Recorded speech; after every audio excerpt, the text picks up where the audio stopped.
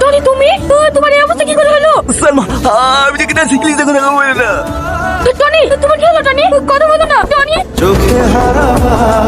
কারা আপনারা? কিছু বলবেন? আমরা কে তোর জন্য লাভ নেই। তোর ঘরে কেউ কি ঢুকেছে? কই না তো। পালিয়ে আর যাবে কত দূর? আমার হাতেই মরতে হবে।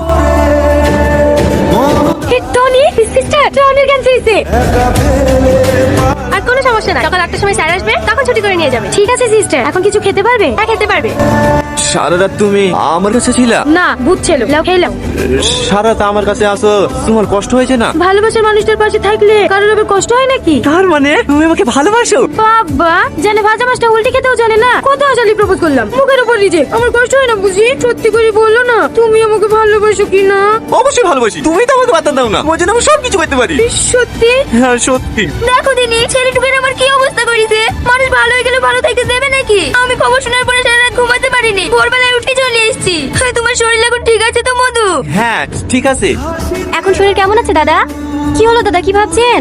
কিছু না, ভালো আছি। আপনি কোনো চিন্তা করেন না দাদা, এতগুলো মানুষের দুয়ার যার সাথে আছে, হাজার চেষ্টা করলেও তার ক্ষতি কেউ করতে পারবে না। আপনার সাথে আমরা আছি, আপনার গুলি করার আগে আমরা বুক পেতে দেবো, তা আপনার কোনো ক্ষতি হতে দেবো না। এই লে সালমা, এক্ষুনি দুটো গরম করে নিয়ে আসনু, ওকে খাই দে। ভালো আছেন কাকু? হ্যাঁ আছি। তাড়াতাড়ি সুস্থ হন, আবার কিন্তু ওষুধ খেলা করতে হবে।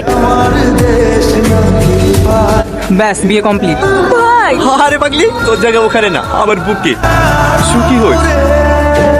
তাহলে আজই তোমরা হানিমুনে যাও, আমরাও কদিন এদিক ওদিক থেকে ঘুরে আসি। ঠিক আছে ভাই। ভাই কথা বলো না ভাই। ভাই তুমি আমাদেরকে ছেড়ে যেতে পারো না। ভাই কথা বলো না ভাই। ভাই কথা বলো না।